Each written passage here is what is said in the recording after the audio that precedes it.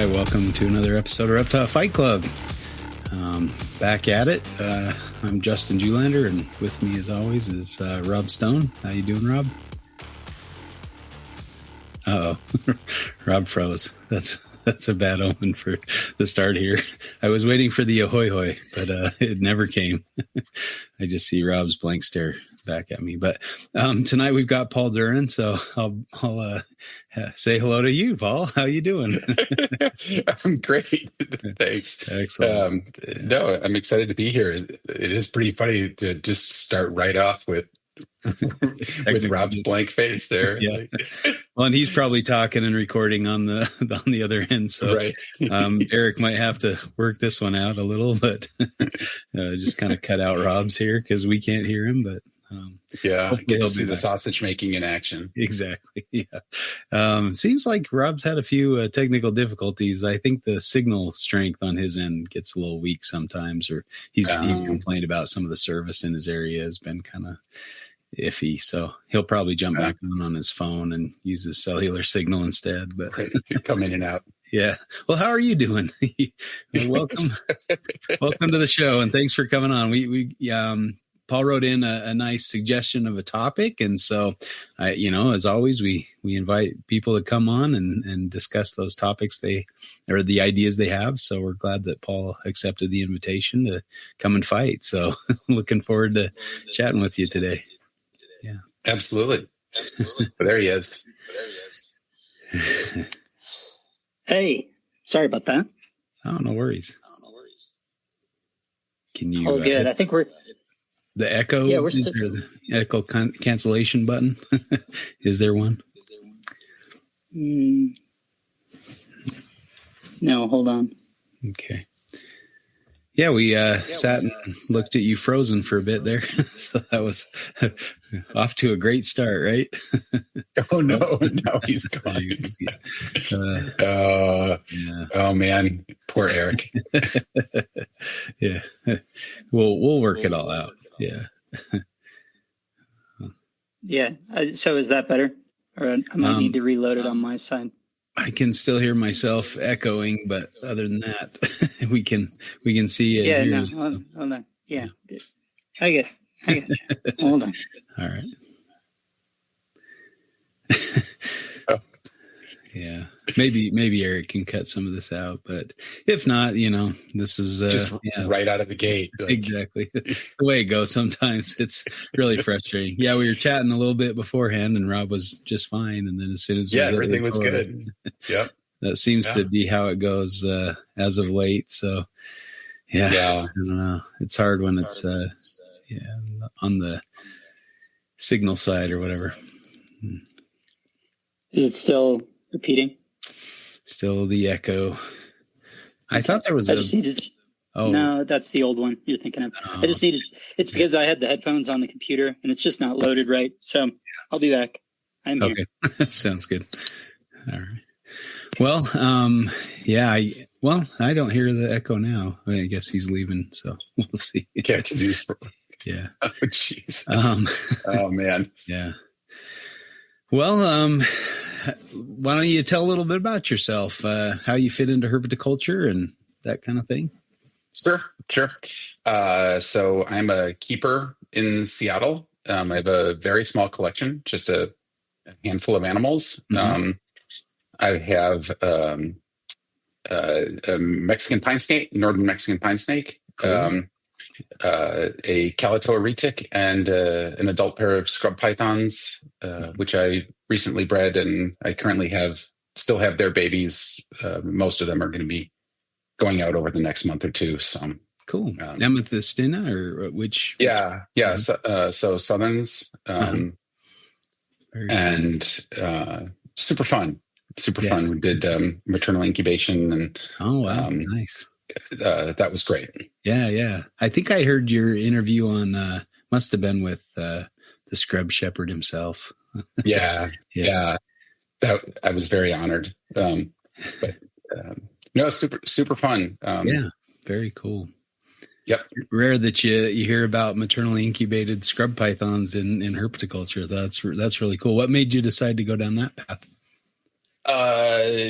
I guess just my granola sensibilities. Yeah.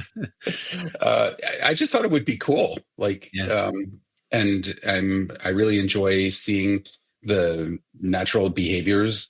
I mean, that's why I'm very much into the naturalistic of keeping as I'm able to do. And it seemed like it would be a doable thing, and seemed like it would be really interesting, and it was all of those. Very cool. Nice. Yeah. Oh, that's exciting. Yeah. So you planning to breed him again, or are you holding off until you?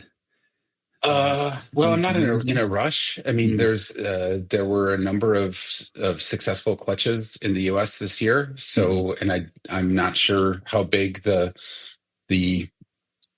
market is for people.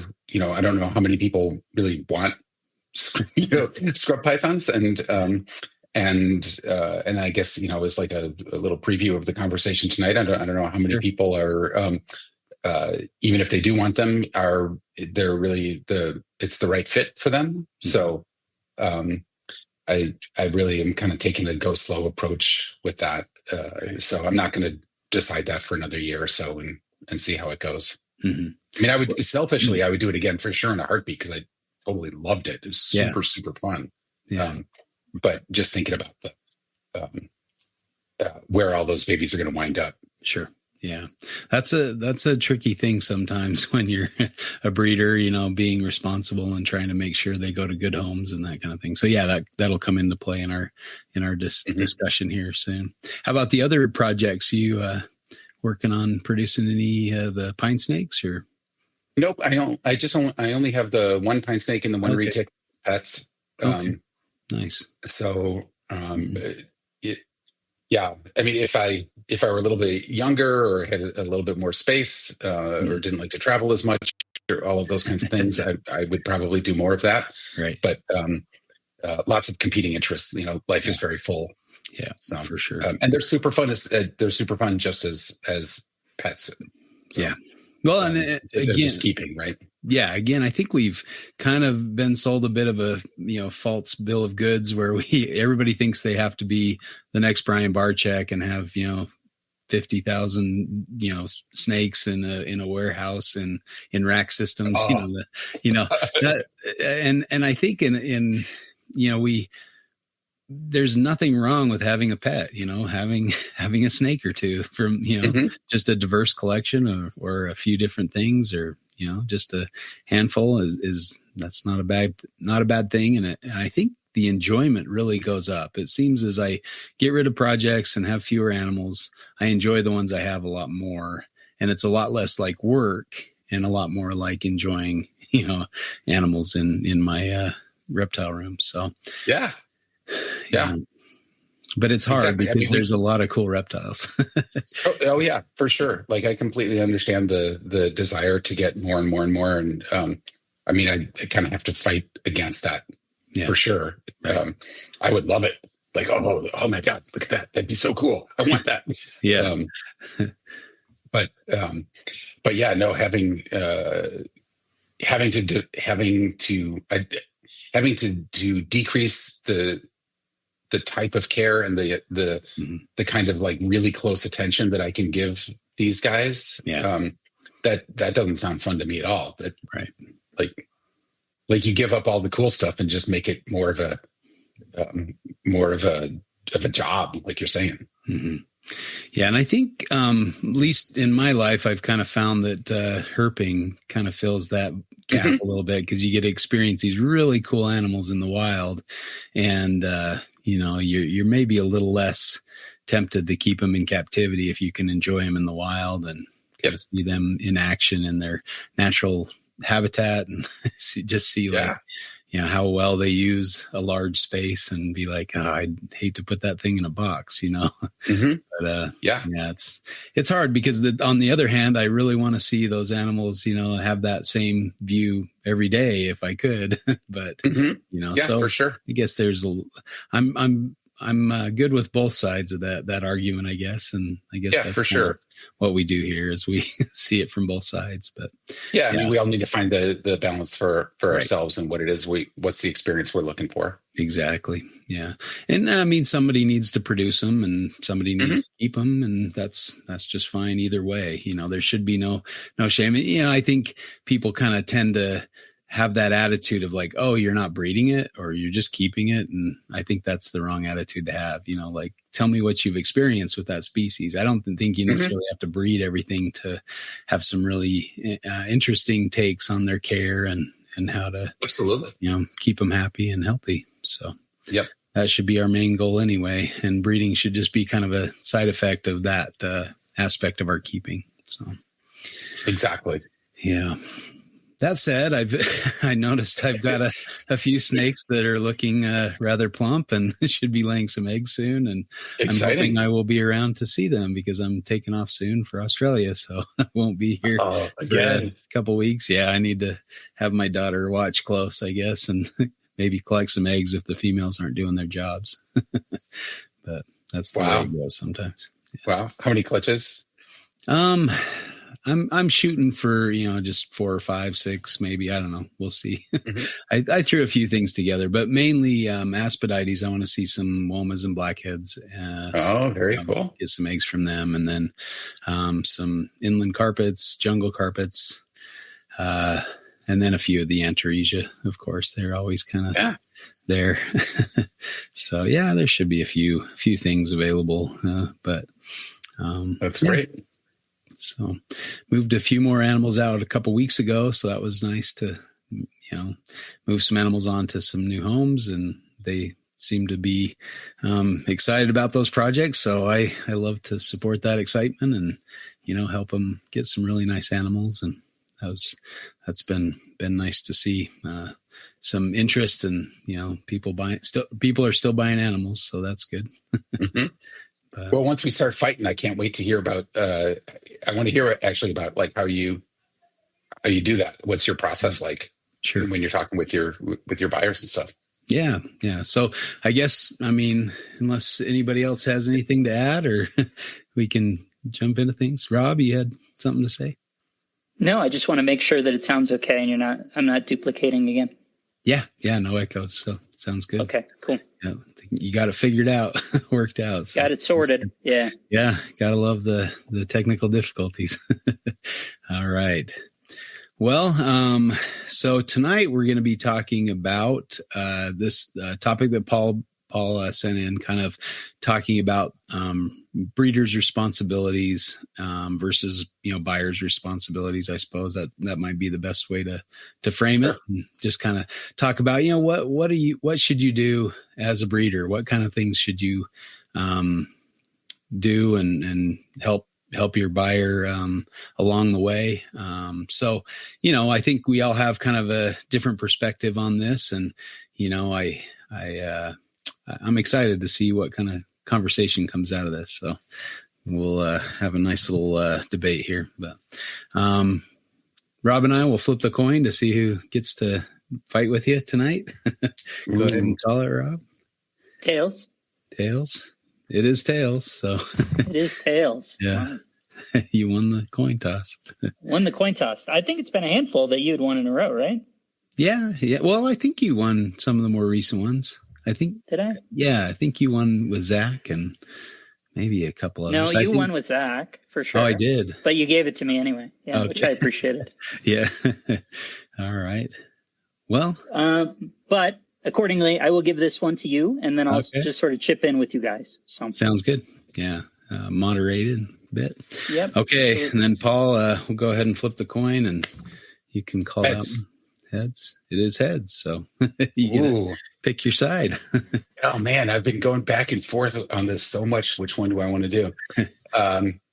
I'll do the buyer. Okay.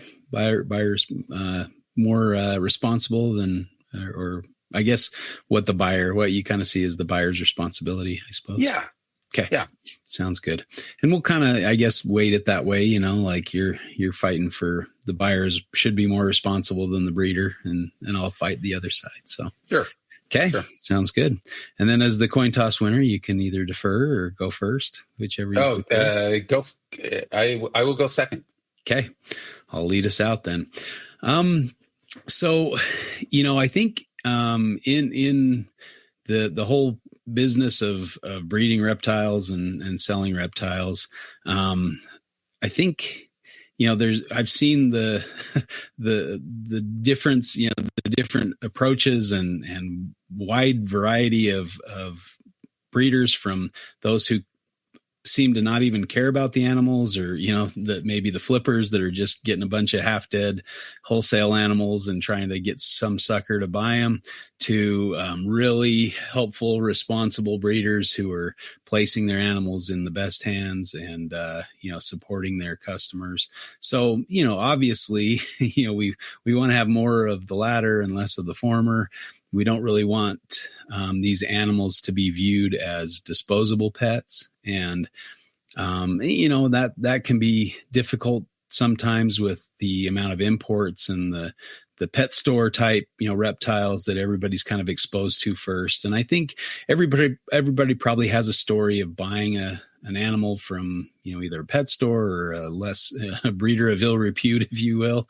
A lot of times the deals aren't much of a deal because you either get a sick animal or an animal that doesn't last long, despite, your best efforts. And it can be really demoralizing, I think, in a lot of times. Now, it's tricky too, because I think a lot of people that are buying from these sources, they're looking for just the deal, basically, to appease a kid, to shut their kid up and quit having them ask for an animal.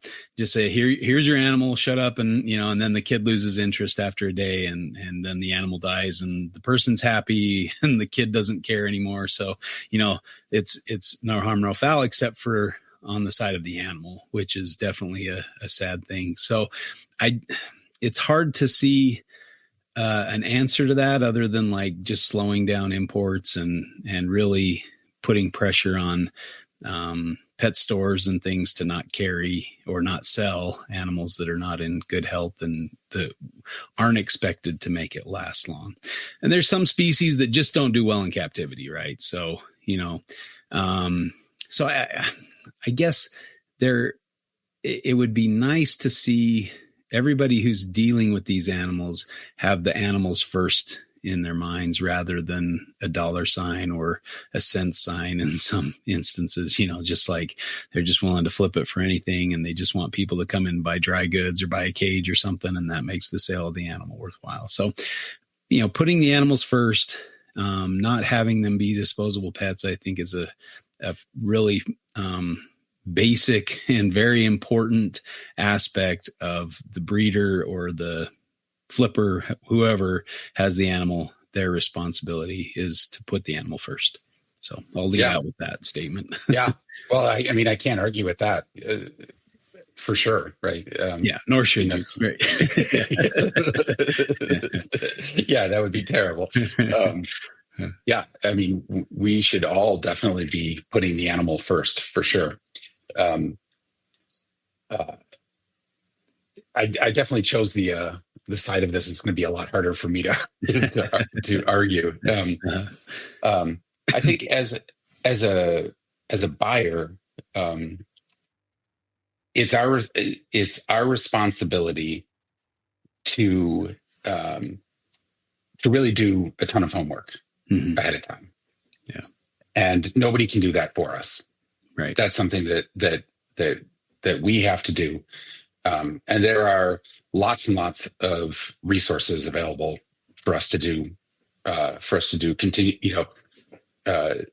to learn about the animals that we're interested in ahead of time, and as well as after the fact. And that is totally on us the entire time. Yeah.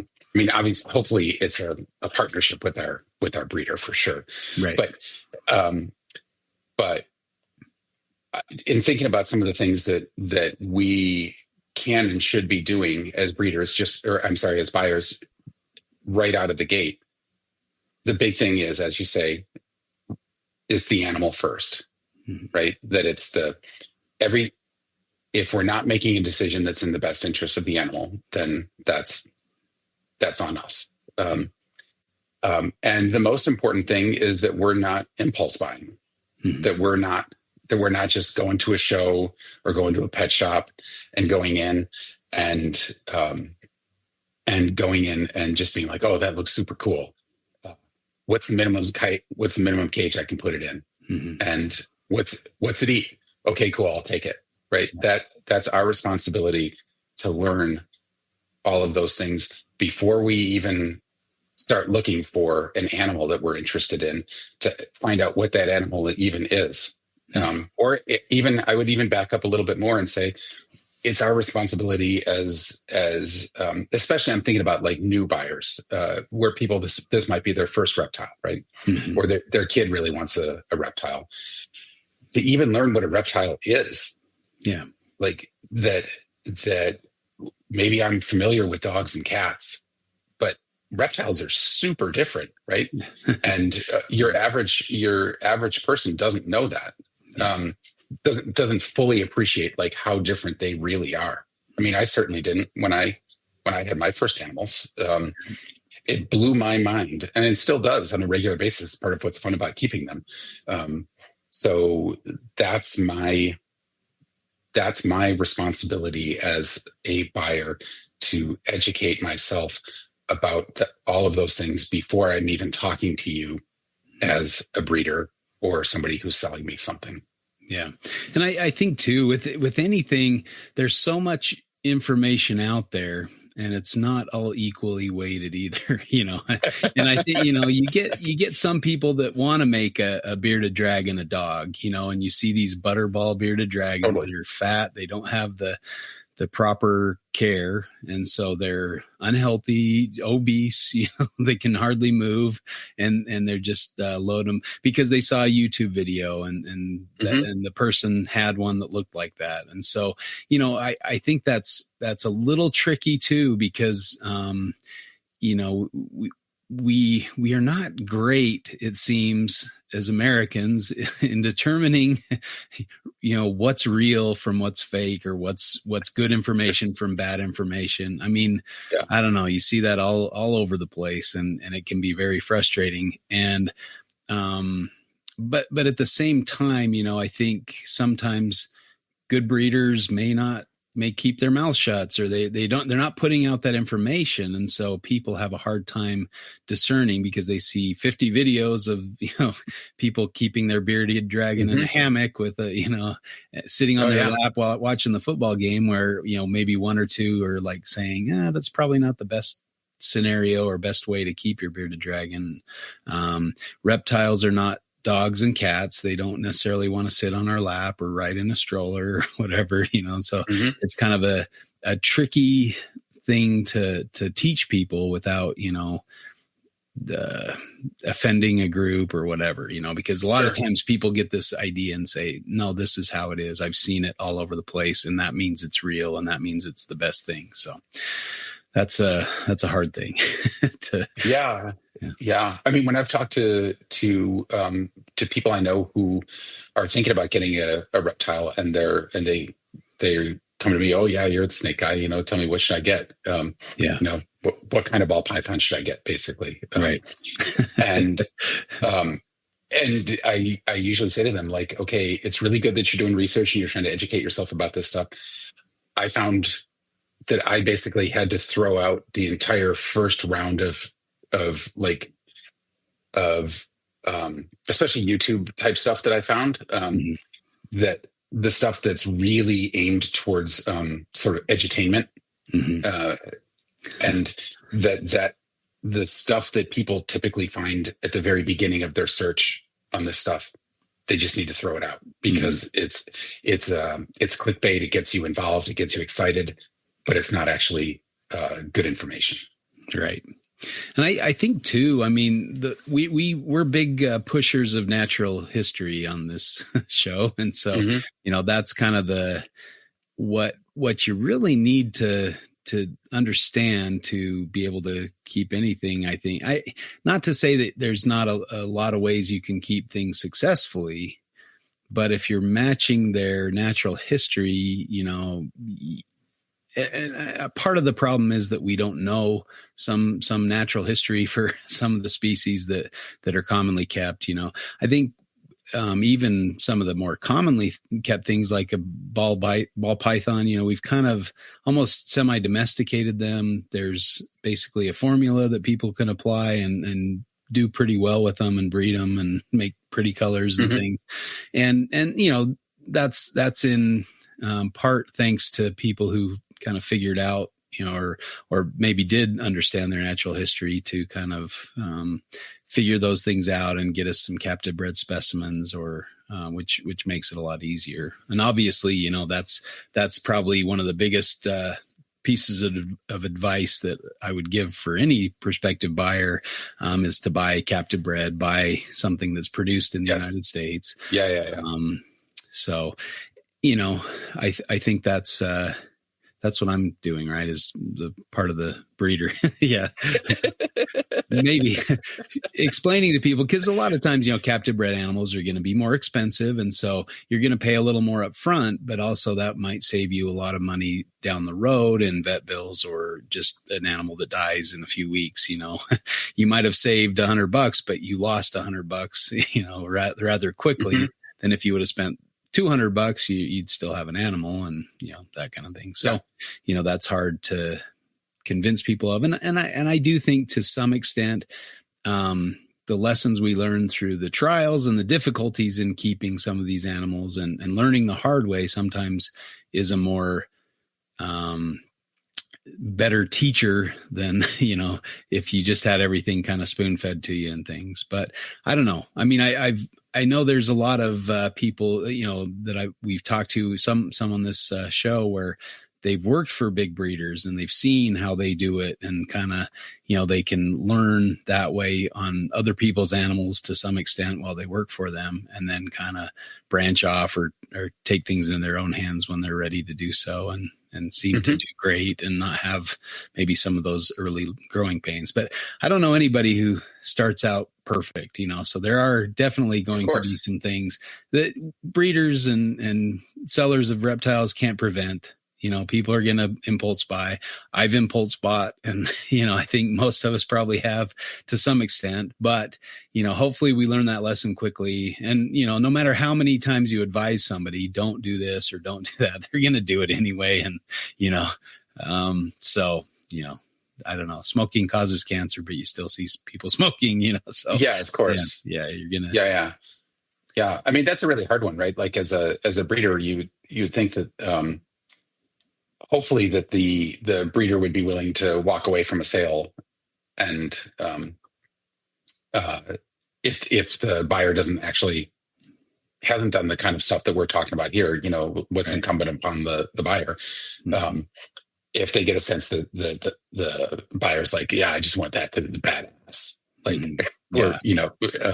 right, or they're not equipped to do it the way that would make that would have success. They're probably saving the buyer from a painful and expensive experience, or are they denying them from a learning experience? Well, I'm all for people learning, but not at the expense of the animals. Right. So, I mean, that's the thing, like you as a breeder, or me as a buyer, we're doing this because we love these animals.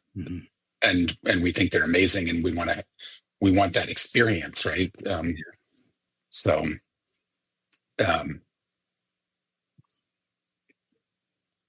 Sorry, I'm not sure where I was going with that.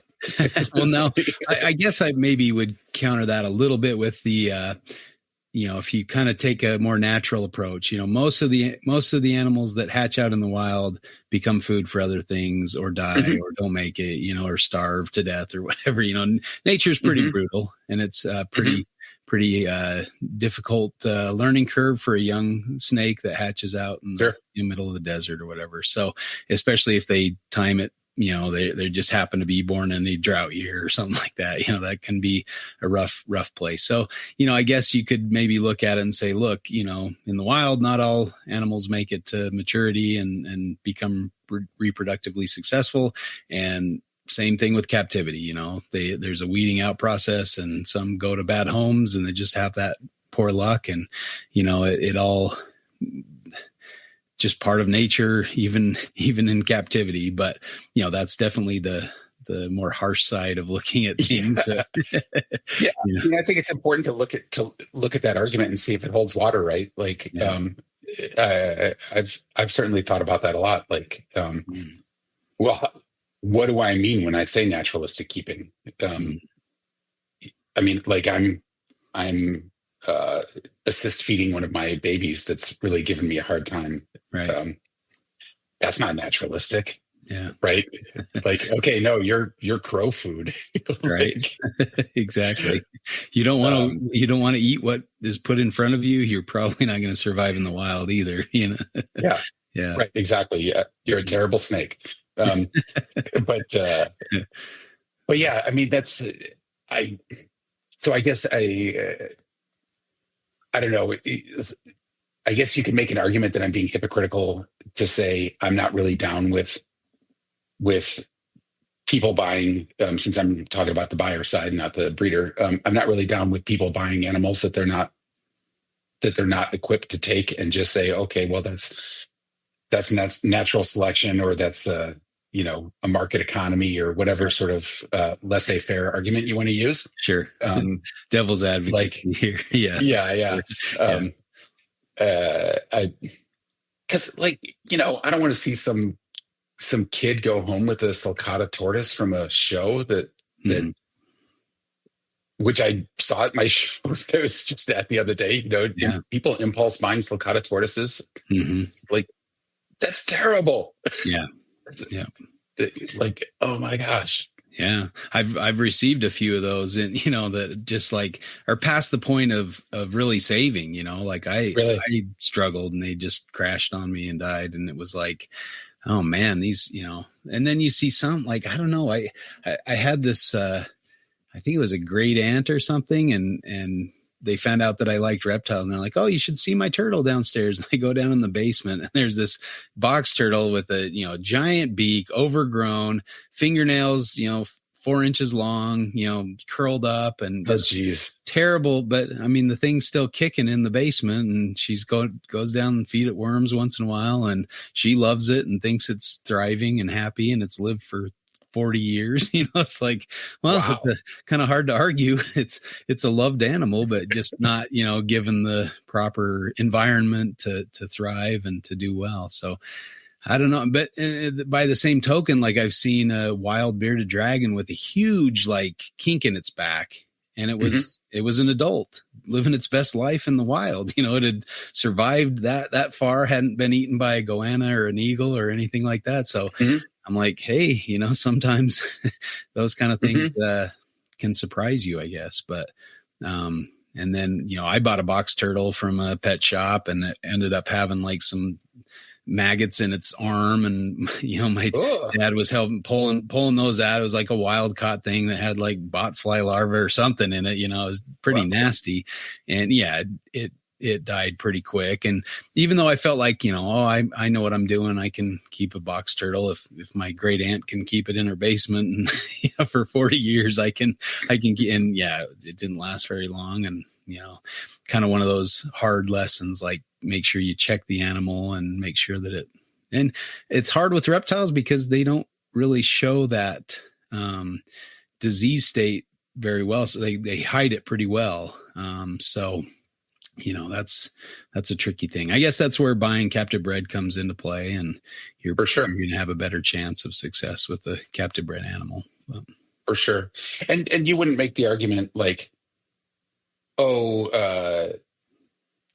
it's okay if that person buys a puppy and abuses it, because that'll be their learning curve, right? Like, right. I mean, we'll just sort of naturally recoil from that, or, gets a cat and neglects it. And so I think in the hobby, you run into folks where they would say that, oh yeah, that'd be terrible with the dog, but they're willing to accept the same that same sort of mediocre treatment with a reptile.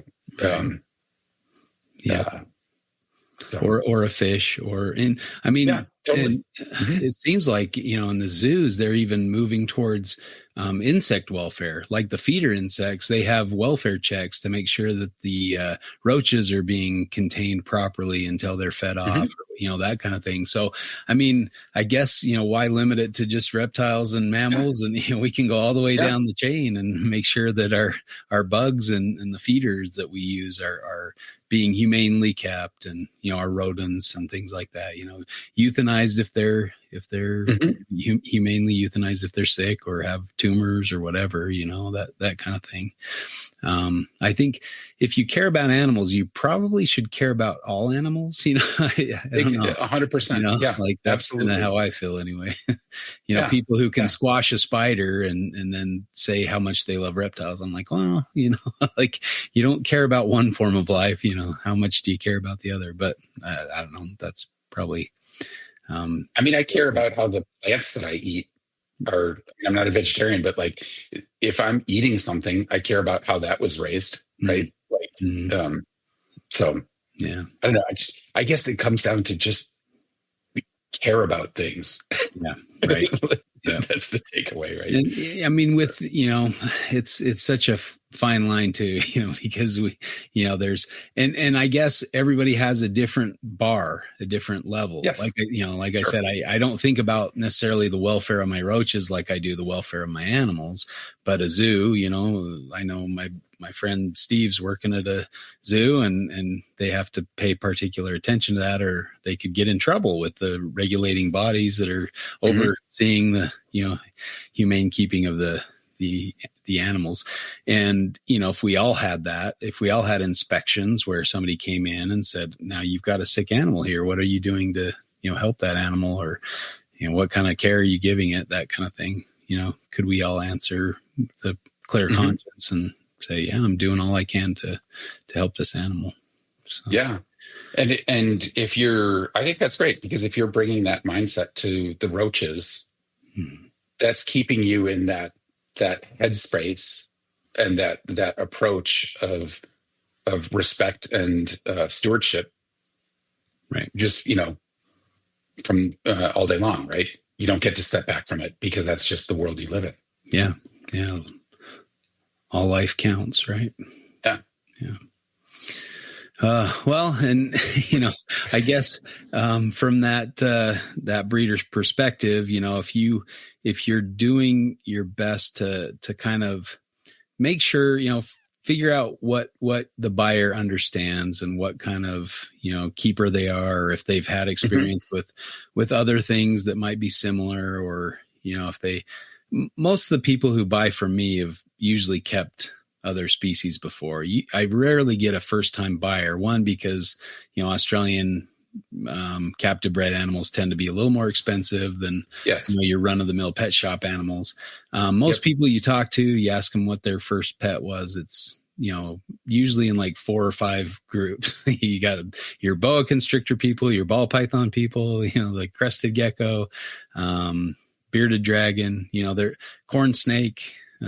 There's relatively few that most people start out with. And, admittedly, a lot of my first ones, California king snake or a gopher snake that I found wild, around they're pretty common around here. So, but I think, people are either going to keep what's, they can catch in their backyard, or what somebody is giving away in their neighborhood, that kind of thing. So I was lucky. One of my first pets was a desert tortoise, and, it's illegal to keep those in Utah, but somebody had one grandfathered in. It had been collected before the law went into effect. And my friend found it in a ditch, and he's like, I caught a snapping turtle. Come see it, And so I went over there. I'm like, that's a desert tortoise. That's Gopherus agassiz. And, can I take it home? He's like, yeah, I think you know more about it than that. So he let me take it. And that was one of my first pets. And I kept that for quite a long time. It was a really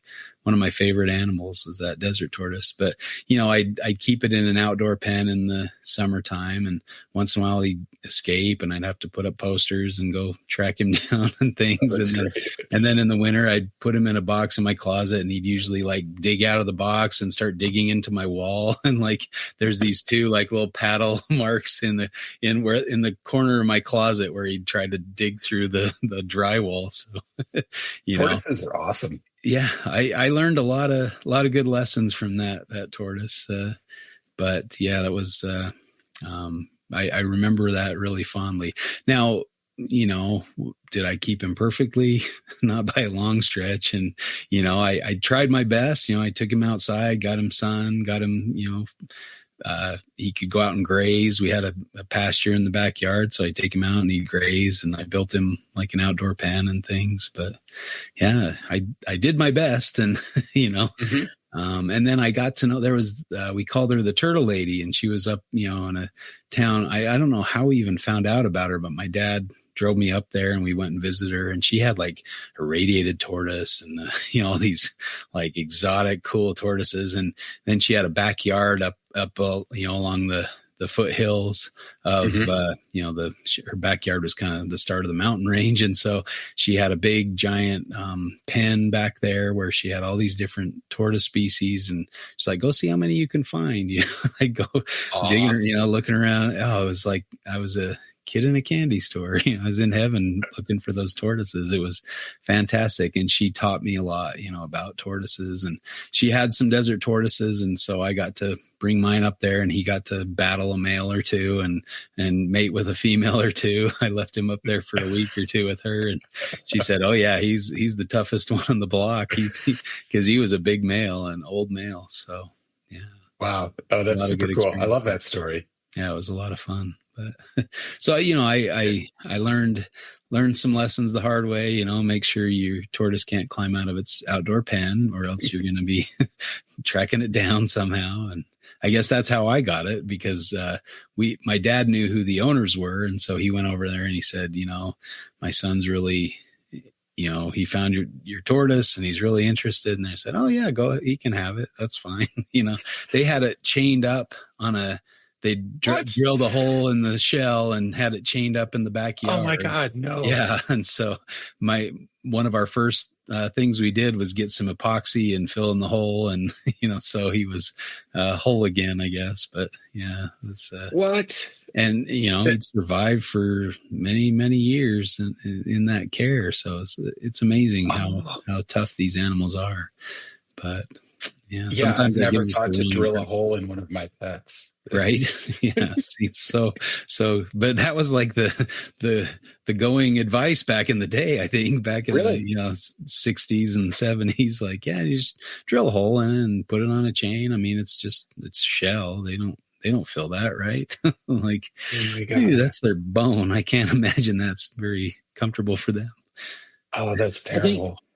I think one of Mike Pingleton's in his the diary that he keeps, right, or that he maintains on the internet. I believe it was him. They had talked about in Southeast Asia somewhere finding a turtle on a road that clearly had a shell and maybe even a ring through it. They, I think the context was maybe that it was destined for the stew pot, is what they thought. But it had managed to escape, and they found it, took it off the road, and re-released it. Wow. That's crazy. Yeah. Even, I guess that's, probably a common practice in different places around the world.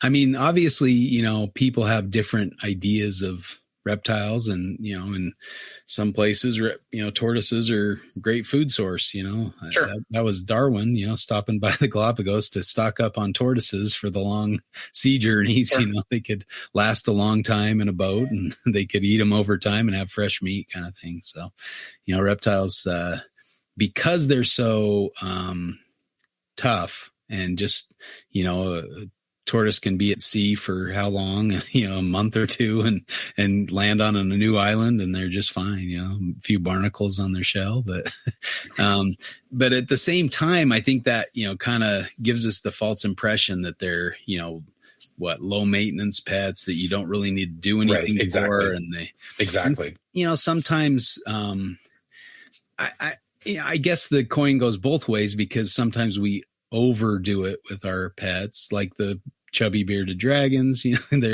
They're definitely on the other side of that, where they're pampered too much and in the inappropriate way.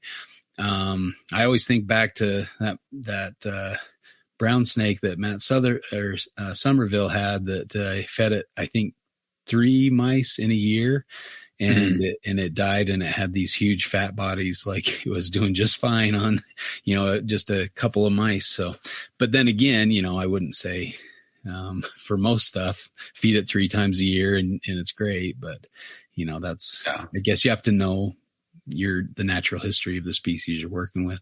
If you're not giving it an appropriate amount of heat or light or space, then they might have issues with obesity and poor health as a result. So you have to understand. Yeah. Yep. Going back to your earlier point about what people's gateway reptiles are. I think that's hard for those breeders who are producing those super cheap animals, right? Yeah. Really, really hard. And then especially if it's something like I kind of feel like nobody should breed any ball pythons at all for, just a 5-year moratorium. There's enough of them right now. Yeah. Exactly. Right. But so say I'm looking for a corn snake, and it's going to cost me whatever. I mean, what's a corn snake cost at Petco? Like $75 or something like that.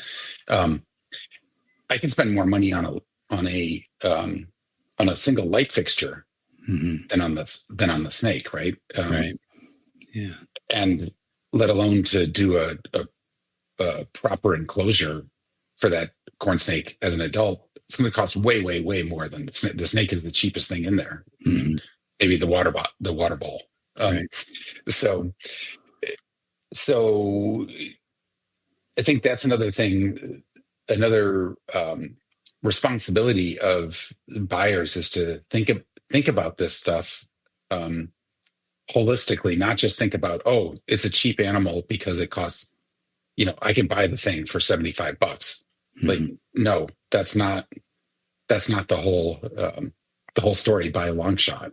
Right. And to say nothing of, you need to have money put aside for a vet bill, or even preferably you take it to the vet when you first get it so that you have a established relationship with that vet, so that if you do have an emergency, you can actually get in the door and not wait 6 weeks. I guess that's what I would say. That's another thing that is a responsibility of the buyer to think about. If finances are a constraint, really think about the entire picture and not just the cost of the animal itself. And if money is tight with it, consider getting a rescue. You can get tons of snakes for free, right, or almost nothing. Yeah. And some really, really nice animals, right? And put that money into the enclosure, or some aspect of your husbandry, right? Yeah. I mean, when I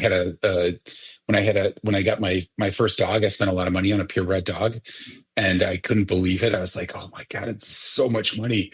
And then within 6 months, I realized, like, oh, that was nothing, because now I had to fence my yard. I had to buy a bigger car. I take the thing to the groomer.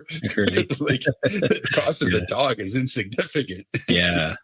And I think that's one of the things that's probably, you're right, is very neglected in our thought process of buying or even advising on, as the breeder of the animal, saying, okay, you're going to need a cage this size. It's going to, cost you around this much, and food, you're going to need to feed it this often. So, I don't know that I do that very well. I guess I figure, well, this person understands what they're getting into, but maybe that's part of the education we provide, and say, this is not just a $300 snake.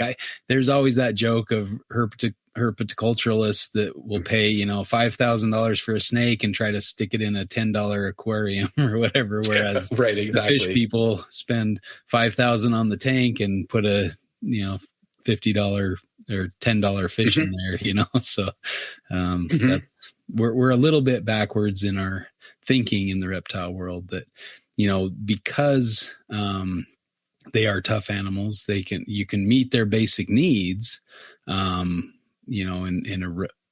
probably a much smaller enclosure than you should, and they will be okay. But, are they living their best lives? Are they going to be healthy in the long run? Are we doing it the right way? That's questions that sometimes we gloss over, I think, when we're looking to get a new animal. Like, I can tide that over for now, or I can keep that for now, or right. and breeders too. Like, you might be pumping out these animals and, oh man, then they're growing and I haven't sold them all, and now they need bigger enclosures. What do I do? That's sometimes we don't think about that either, or even have any closures at all. Like, I filled up all my racks. What do I do now? Hey, hey buddy, can I borrow a rack from you for a few months? Yeah. I mean, I have a friend who recently bought a snake and opened it up, and the breeder had stuck in a free bonus snake. Yeah. Like, I didn't even tell her, like, this is coming. Just like, okay, one less mouth to feed, and one tub that I don't have to double up anymore or something. I don't know. But so, I mean, I can imagine, like you were saying, you have, when your buyers are typically the people are coming to you, they're experienced and educated, and they're you're not getting impulse buys. I don't know if you ever vend at shows or not, but. I remember you used to, so right? much, but yeah, I don't do it too often anymore. I probably should, but yeah, they always seem to time the reptile shows when I'm on a herp trip. So yeah. So I mean, if you had somebody coming up to you who's not that, who's giving you vibes of, I don't actually know what I'm looking at, and it's cute. Why does it have a black head or whatever? How do you handle that conversation? Yeah. Well, and that's what I feel my most important role at these reptile shows is just educating people, because like you said, most people haven't heard of any of the animals at my table, and I'm just like, have you heard of the pygmy python? It's the smallest python in the world, and here's all its relatives, and here's the genus Antaresia, and I kind of give them a crash course in just whatever species. I'm not looking to sell them anything. I'm just looking to teach them that there are other pythons besides a ball python, or that's awesome. Boa constrictor. So I just see my role at local shows especially is just educating the public, and just I don't really need to sell anything at these shows. I just kind of go to talk to people and educate and see fellow breeders and go chat with some of my old friends, that kind of thing.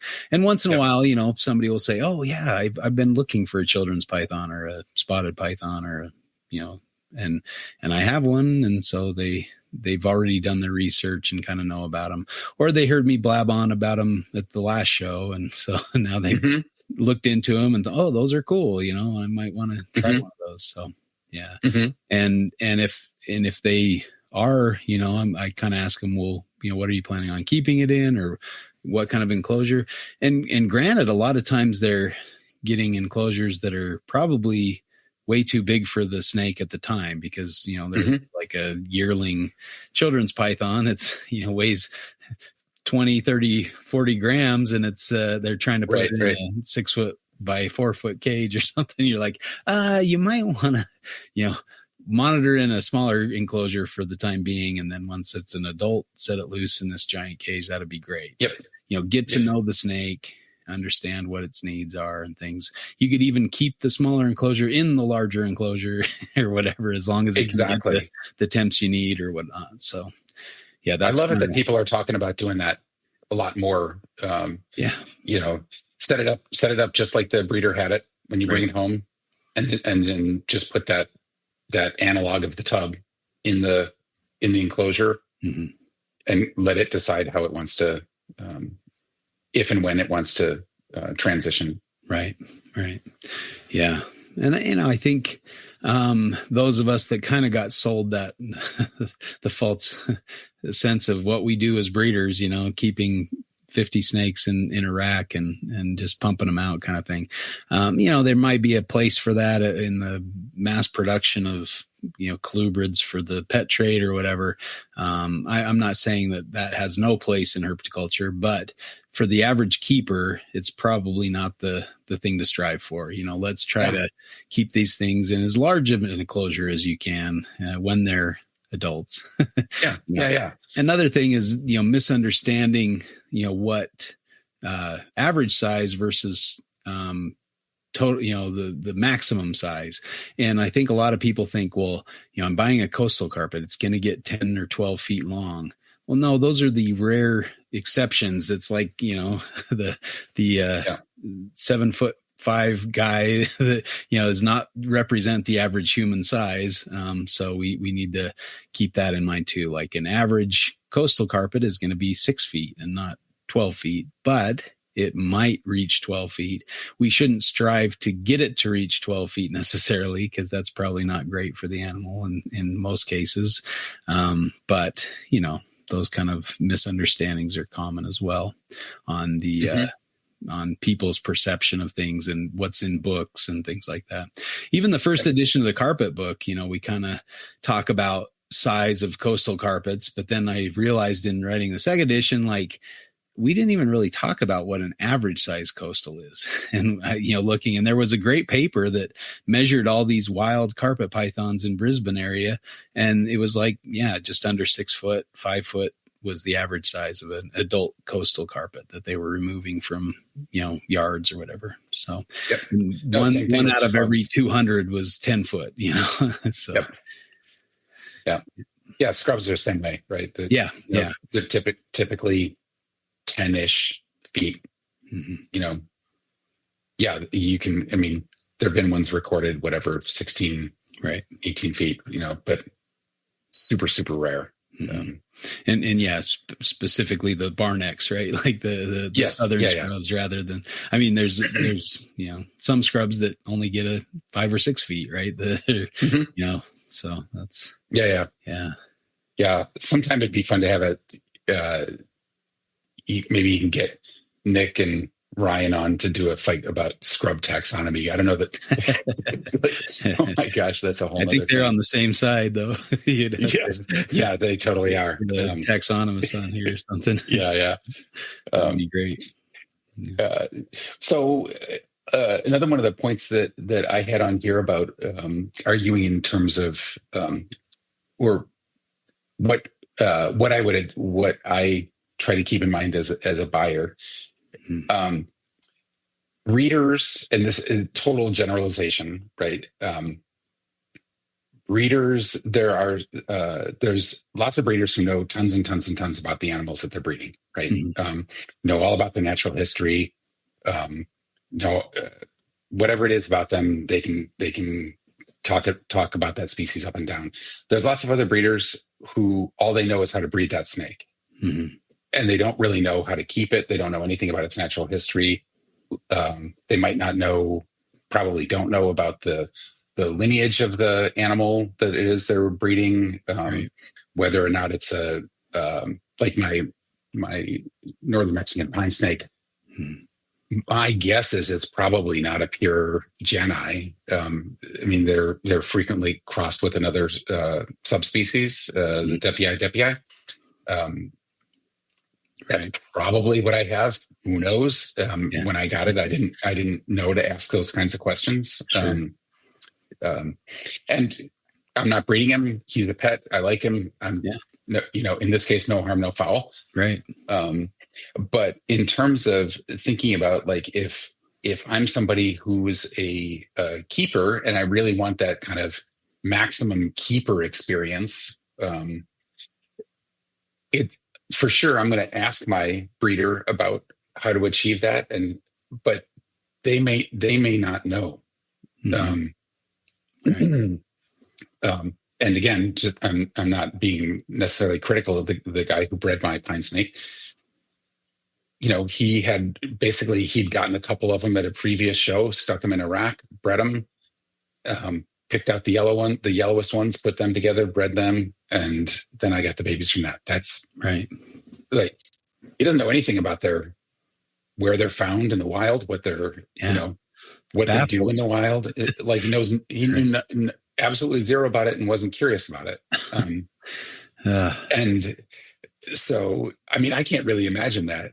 Yeah, right. That's so counter to how I go about it, that it just seems like, what? I was listening to a podcast and they were talking about this really expensive pair of lizards they bought, and they said, well, where are these from? And they're like, somewhere in Australia. I can't remember. I'm like, what? You spent that much money on a pair of lizards and you don't even know where they're found in the wild? Like, come on.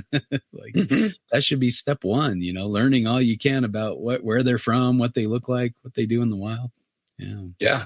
But, so as a buyer, that's really hard, right? Because if you can't rely on the first round of stuff that you find when you start looking on SnakeTube, and you can't rely on Facebook groups necessarily. Sometimes you get some good advice, maybe not.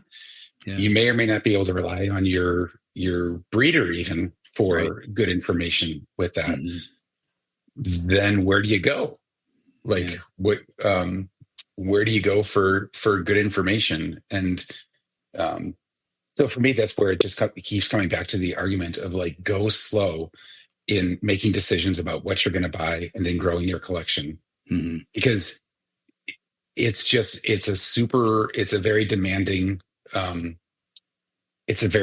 path of continuing education for you as a keeper. Right. And if you're going to do your animals justice, and if you're going to really maximize your own fun, take your time, right? And really find people to connect with, who really you can trust for good, solid information. And then if they're a breeder, buy from them. Yeah. Right. Support them. Yeah. I guess, along the lines of sometimes getting, not the best advice from the breeder. And I think sometimes that's, unintentional. Like they say, this is what I do, and it works great for them, but you try to transplant that way of keeping to your area, and it doesn't work at all. Like they set it up in a screen cage, and they're in Florida where it's humid all the time, and you're in Utah where it's not humid at all. And then, you have a dead chameleon or whatever because you didn't cage it right for Utah. So sometimes you have to, adapt or think about things in that regard, how they're going to fit in your area too. Yeah. Yeah, absolutely. And even on that token, Justin, right, as you're saying, the screen cages thing, their lived experience might actually, cause them to give you bad advice saying you can't utilize a hybrid cage or a glass. Right. Yeah. Yeah. That's a good point. And I think, there's, some great podcasts out there too. I've loved that Chameleon Academy, even though I don't keep chameleons. There's been some really amazing shows that they've put out and some really great advice. And they're working on kind of dispelling some of those myths, like you can only keep a chameleon in a screen cage or things like that, along the lines of what Rob was talking about. And so I think, no offense to people who are giving that advice, because if that's what they were taught and that's how they're keeping them, and it seems to be working, they're just giving you the best they know how. And so, like you said, it's on you, it's on the keeper to continue that education, to say, okay, my chameleon is not doing great. He's usually dried out, and I'm having to, continuously dump water on him. That's probably not the best thing for him either. And then, on that Chameleon Academy podcast, Rob alerted to me, one of the episodes from Peter Nackis where he was talking about, I love talking about this one. Rob knows all too well. He's probably heard this so many times. He probably regrets telling me about the episode, but that Peter said he had observed every behavior in the wild, but he had never seen a chameleon actively drinking water. And so he's like, I wonder how they're getting their moisture. And he weighed one before it went to sleep, and then he weighed it after it went to sleep, and it had gained weight. It's like, well, that was probably moisture in the air, and they're probably drinking, in air quotes, as they breathe at night. So, and why are they found in areas that only have these rolling fog, places, places you would think would be inhospitable for a chameleon, like the Namaqua chameleons in the deserts of Namibia. And but yet these fog banks roll in, and all the animals get water from those fog banks, and that's how chameleons drink, so a chameleon can live there. It's kind of crazy that they've adapted to the sand, but they're still drinking the same way. So I remember when you guys were talking about that on Fight Club. It was a year or two ago, a couple years probably, and it was like lights going off in my brain. Ding ding ding! Oh, that is so freaking cool! Yeah. So I went and listened to those episodes of Chameleon Academy, and at the time, it's probably a couple of years ago at least, because my retic was relatively new to me, and he was the first species that I had that came from a more humid environment. Mm-hmm. And I live in Seattle, so it's not terrible, but it's still not, it's not Thailand. And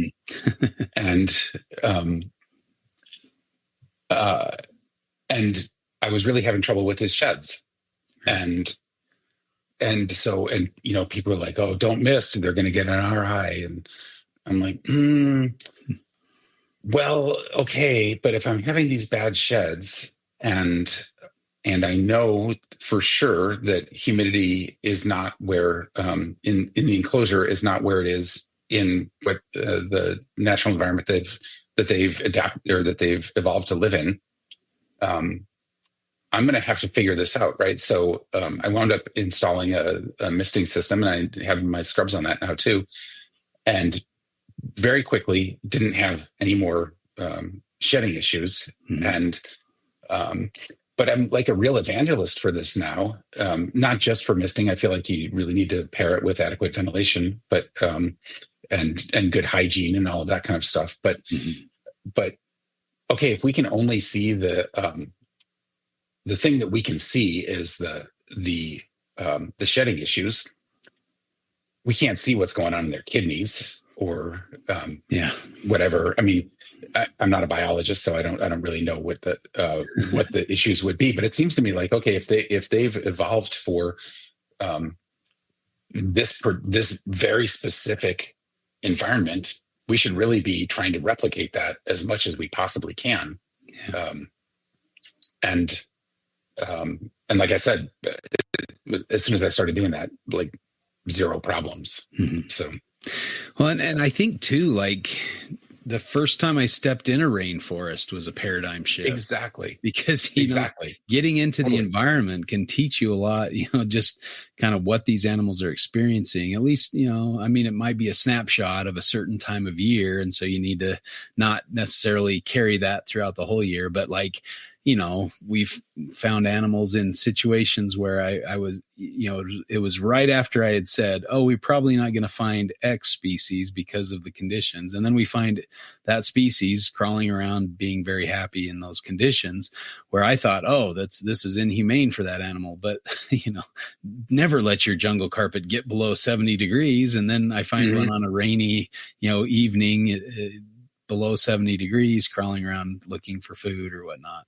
And, seeing that, we're in the rainforest, it doesn't really go above 75 degrees. It's pretty much year round. You've got from 65 to 80, and it doesn't vary much at all on close to the equator.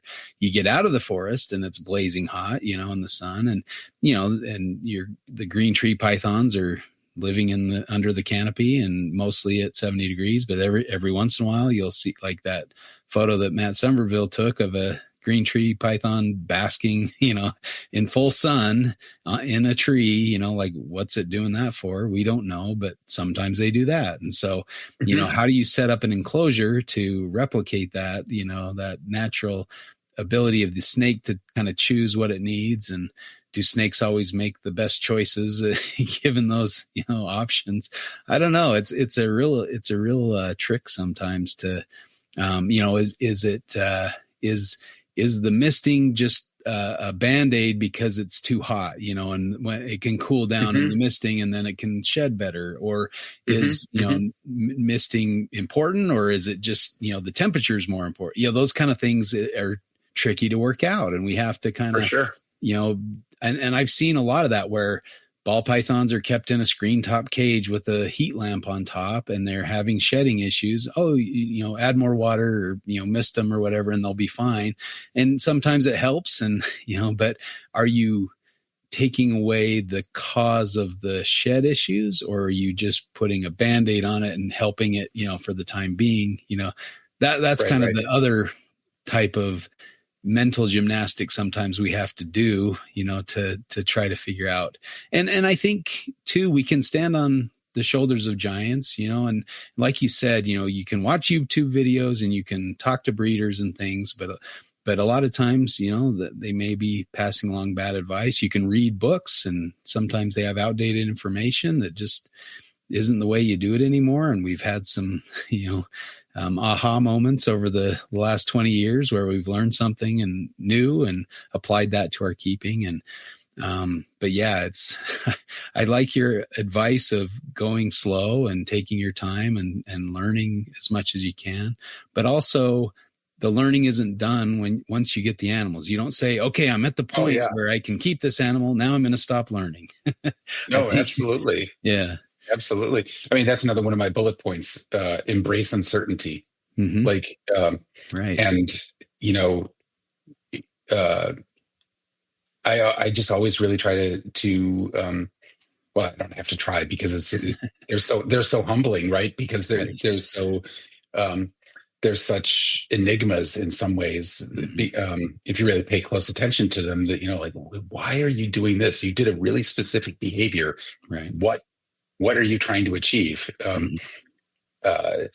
So,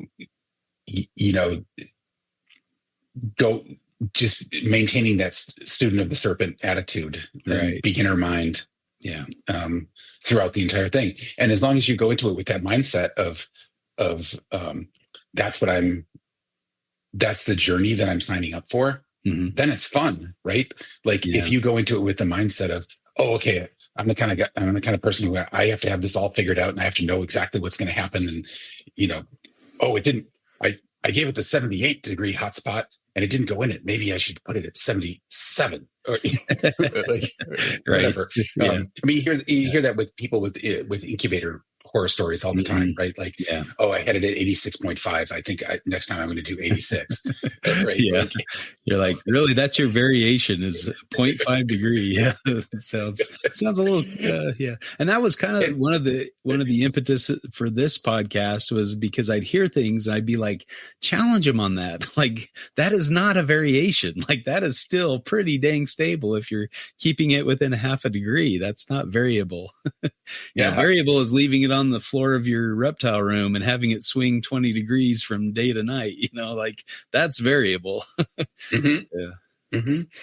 Yeah. So, I mean, so if you go into it with the mindset of like, this is going to be something where I'm going to come out of it knowing more than I know going into it, but I'm still going to have tons of questions. Yeah. Right.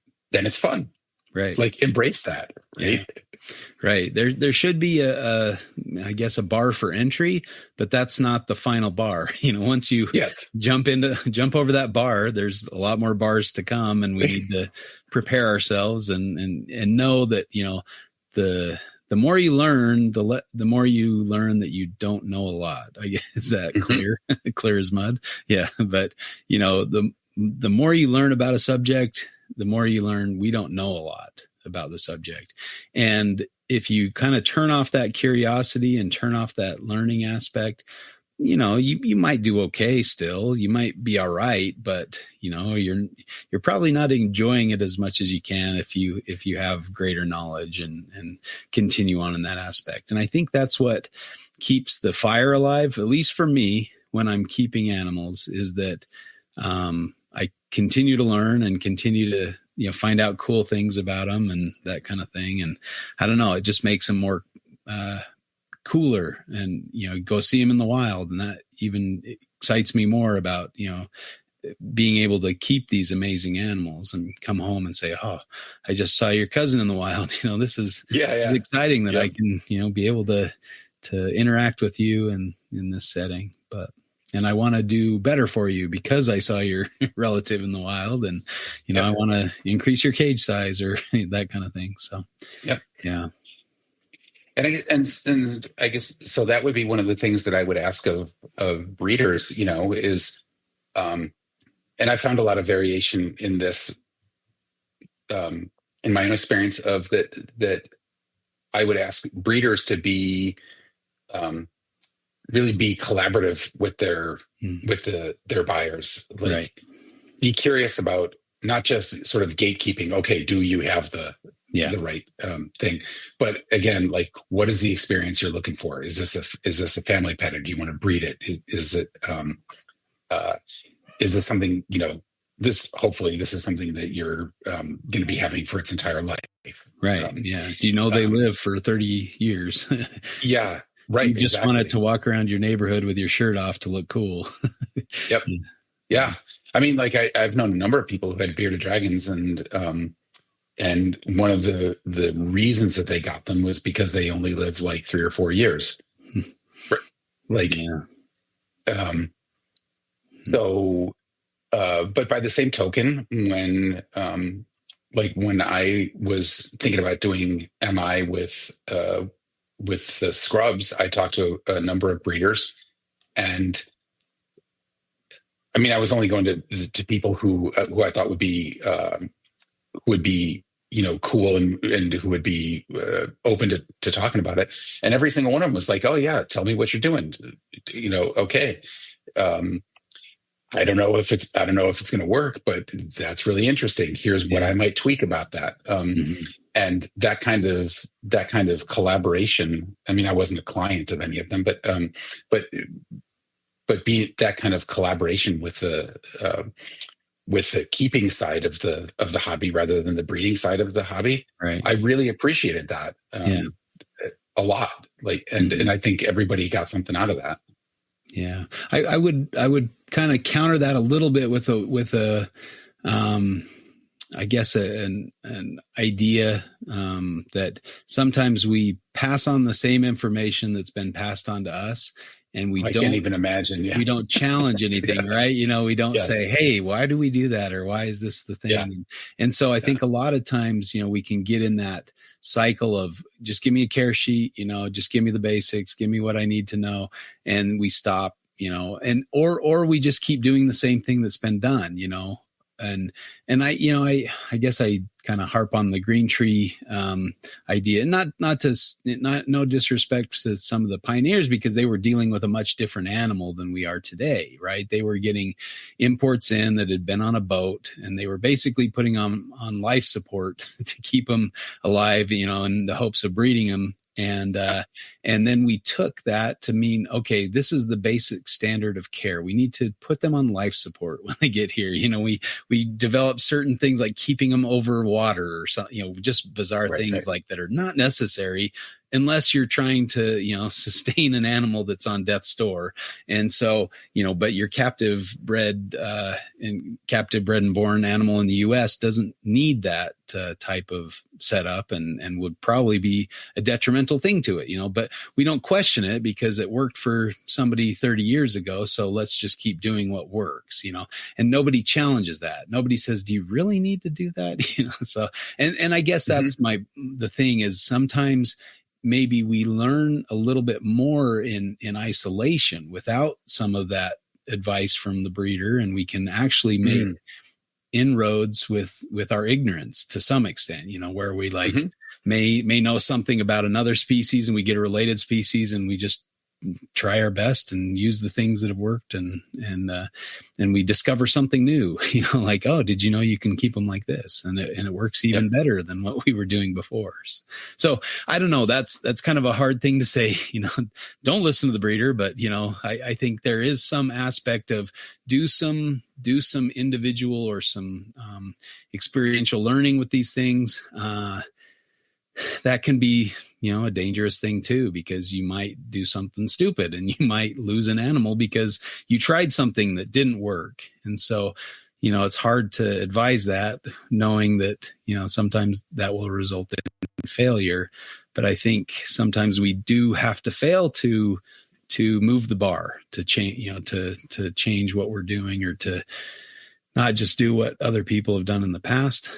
But at the same time, I guess if it's worked, in the past well, and people are having success, but how do we define success? There's so many, sidebars to this comment, but I guess that's kind of my thing is don't stop learning, try things that maybe, aren't necessarily used, or you learn something new and apply it.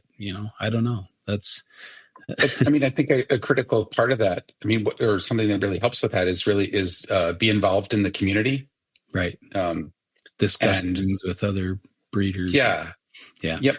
And be collaborative with other people, so it's one thing to like, okay, I'm just going to come up with this wacko idea and try it. Sure. But, bounce that off of some other folks who have some experience and can maybe give you some feedback, or like, oh, take it in this direction, or yeah, that sounds good, except maybe this, or I tried that and it didn't work. Have fun storming the castle. Right. Exactly. Yeah. I like that, that aspect of it. And that's part of the big fun in herpetoculture is, and one of the things that's kind of, I guess, fading a little bit. We don't talk on the phone as much as we used to with fellow breeders and keepers. And, I guess we're all busy people, but, or we type it instead of talk it on the phone. But sometimes a good old, conversation on the phone can be very instructive. And some of my biggest learning experiences have been that way, like thinking about things and bouncing ideas off of other breeders. Yeah. That's a good advice for sure. Mm-hmm. One of the places that as a keeper that I've found really helpful is actually a couple of Patreon groups. And that that has its own kind of gating function, that you're only going to be running into other people who are really who are enthusiastic about it and really, and high level of dedication. But I also believe in just supporting people who are taking their time out into, share their knowledge with the rest of the community. I'm super grateful to you guys and everybody else on NPR, just and a whole bunch of other folks. It's an amazing resource. Right. And then for like a few bucks a month, you can get access to these communities of people. Who are often really generous with their time, right? And who, and a lot of them are super nice, and you wind up being friends with them. Right. So, yeah. I think that's how I met Rob and Eric and the NPR guys, was through the old school forums and some of the chats that we'd have. They used to have those message boards where you go in there and it was like a big spaghetti string of different conversations going on, and you'd have to kind of leave the room and come back and catch up, try to catch up with the conversation. But that was good times, and I think forged some good bonds from back in the day, and I think continue to do so. They change in nature a little bit, and I think these communities and the podcast umbrellas that have a bunch of different podcasts and a bunch of different chats and meeting places are great and can really bring some interesting ideas to the forefront. But I think too, I like seeing things like the reptile talks and some of these symposia type things coming back, and I've been fortunate to be involved with some of those and given talks at those, and even organized one at one show back in the day, or a couple of them. So yeah, it's fun to see that knowledge being spread and kind of those ideas kind of coming to the forefront. So hopefully that continues, and we see more of that and can be involved in that kind of thing as well. But support those if you have the means and opportunity to go to those, go support them and learn some stuff. It's really a great absolutely. Yeah, absolutely. Are there any particular ones coming up that you have your eye on? Just that I don't know if I'll be able to make it, but I think it's just called the Reptile Talks. The Reptile Talks. It's in California in Anaheim. It's over at the Anaheim Hilton, and it's May 16th to 18th. So right during prime herping time. So you can go down to Southern California and catch some talks and then take off and go herp. So yeah, I did. Man. There was one back in, a few years back where Alan Rapace and Philippe Devotion were getting that kind of going again. And it was, what was it called? Repti something. I'm terrible, but it went a year and then COVID hit, so we weren't able to go the next year. But really great talks and some really interesting information. And then everybody kind of got together at the end and just kind of had a topic and kind of put forth ideas and things. It was really a cool thing. But sounds great. Oh yeah. It was fantastic. And there were some just, pillars of the industry there, to share information. And it, it was like $150 or something. It was not a lot of money, Herpeton. There we go. Yeah. I kept thinking Repticon, but Herpeton. Yeah.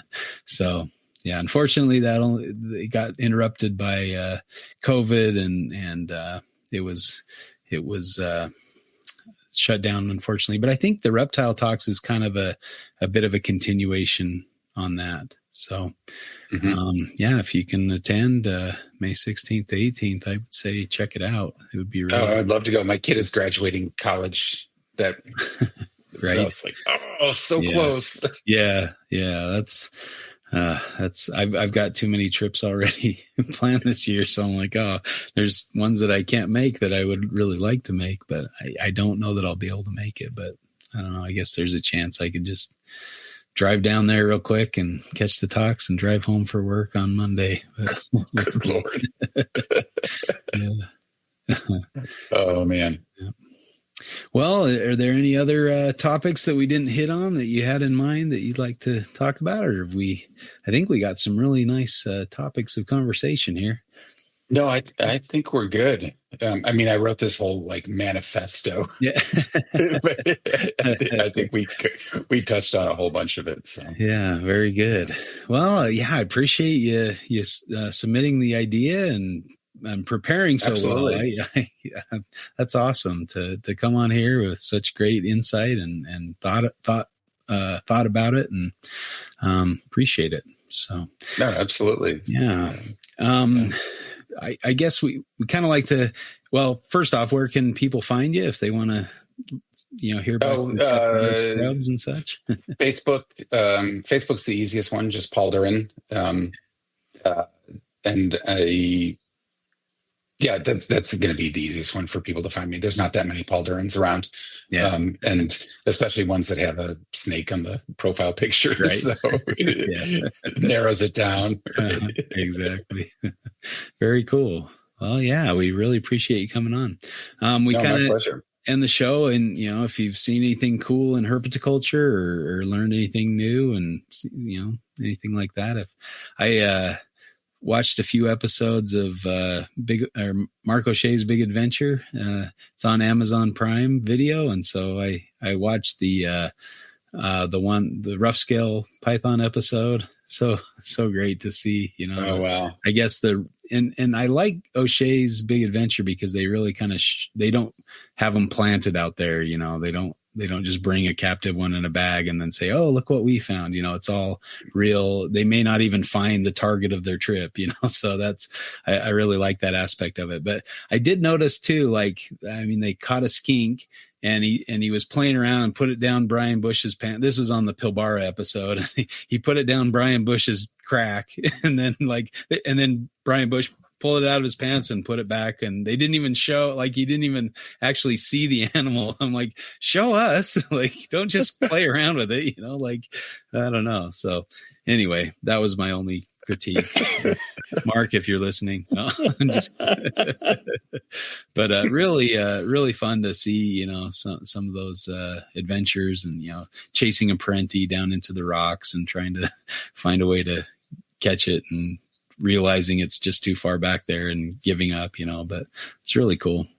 Yeah. Oh, that's great. That's great. I think the thing that I would, I've been really encouraged to see some breeders really trying to up their game with preparing, sort of bridging the gap between the breeder facility and a pet keeping home. Right. And Canova, I'm sure you guys know, they've started doing that. Yeah. I don't know if you know about this, but they've just started doing a program where, for I'm not sure how much extra, but they'll do temperament testing with the snakes and see which ones are just immediately go hide and which ones are more exploratory. And then they'll do stuff with habituating them to being handled. And I think they even offer target training now. I just saw that they're doing that. And I thought, that is so smart. I mean, it's like a win-win-win, right? That they're, right. They're helping the animals, and they're helping their clients, and they're differentiating themselves commercially. Right. Or there's a retic breeder who I really like, goes by curly-haired keeper Abby Stone, and she's been doing the same thing with retics, and I think that's just great. I think that's really nice to see people. And I mean, I think those animals are really going to benefit from that kind of more holistic thinking on the part of the breeder, and also the breeder is helping set the client up for a better experience. So right. I think that's great. I've wondered about that, because I've had a few requests like that where they'd say, well, can you go and figure out which one is the most aggressive, or which one, and it's almost like it might depend on the day, or it might depend on the state of the animal. And you catch it, you open the enclosure and it's like, is it food time? I'm going to bite to see if I can get something to eat, or is it, really upset, or, you woke it up and startled it or something. So, I usually say, if you're worried about getting bit by this animal, then maybe this is not you shouldn't get a snake. Get something else, or get a rubber boa if you never want to they'll never bite you, that kind of thing. So, I think it's really definitely a great concept. And I think Justin is just an innovator. It must be the name, we're just great innovators. But, that's really interesting. I didn't know he was doing that. So that's pretty cool. And, I didn't mean to start us fighting again. No. I'd be curious to see how that works, if it actually carries through. Cause sometimes the stress of shipping will change kind of the personality of an animal or whatever. Yeah. So. I mean, actually, and here I am arguing against that, with having all of the scrubs, of course, like when the people who are going to be getting them, every single one of them, the first question is, what's their temperament? Yeah. Like, right. Are they bitey? Are they, like always, that's the first question. And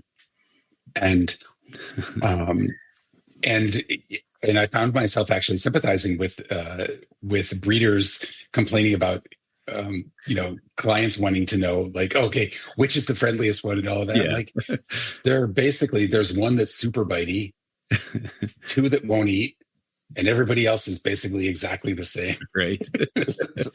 Well, and it's interesting too, because like the scrubs that I've seen in the wild have been mostly pretty calm. Like I'll pick them up. They're not trying to bite me. And that's the kinghorn eye in Australia. Yeah. But, I've only seen 5 or 6 in the wild. So I don't have a huge sample size, but they've been pretty relaxed and haven't really been striky. But my friends that keep them in captivity, they're very nervous and respectful for their scrubs in captivity because they bite all the time. And I think about like blood pythons. Yeah, we're getting into more of the fight thing, but like blood pythons were kind of kept, I don't know if you'd say incorrectly, but they were kept maybe too hot and too, or the way you approach a blood python is different from other pythons. I know, if we get some advice from our friends and that know blood pythons much better than I do. I have zero experience, so I'm just talking from other experience. But, if you understand the animal,